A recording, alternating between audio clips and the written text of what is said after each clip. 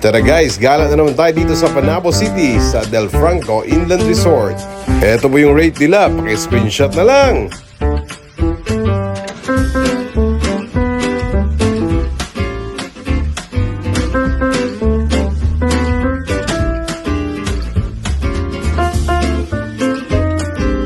So ito yung pool nila, may mga pang pirates at castle pa na design.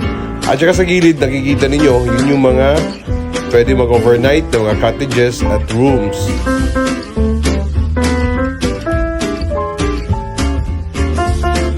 Ito yata si ate, parang galing to overnight. Dala pa niya ang baby niya, oh. Baka pinarawan lang. At saka kung mahilig kayo sa ito, African ito po, andito rin, available sa kanila. Oh, andyan pa sila Superman. At saka, ito yung mga cottages na nakapost kanina sa rates nila. Iba-ibang kulay.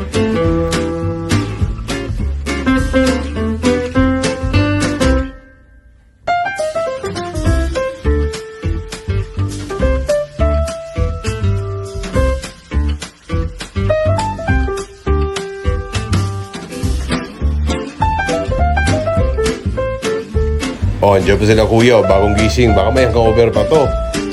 Iigib pa ng tubig ata.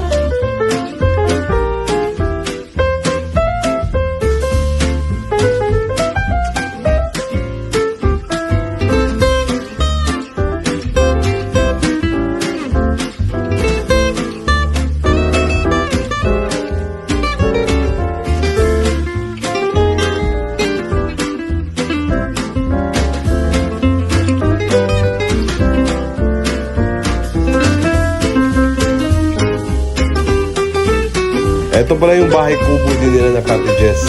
Makikita nyo rin kanina sa rates kung magkano.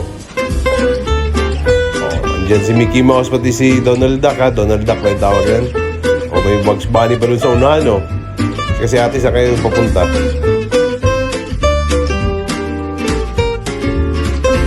Kung gusto nyo pumunta sa resort na ito or which we call Inland Resort na ito, type nyo lang sa Google Map, makikita nyo rin sa Google Map. Lalabas talaga kasi updated sila doon Then, if you're from Davao City, pwede kayong dumaan sa Bunawan.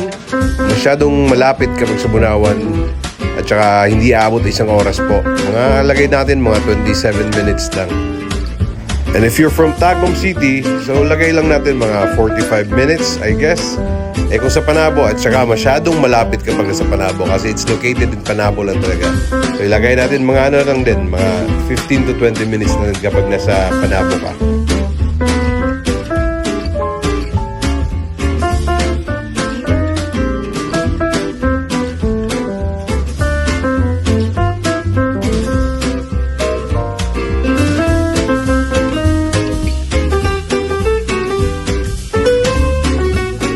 O kung feeling Disney princess ka, dito ka magsusuot ng gown habang nagsislide at naliligo, di ba?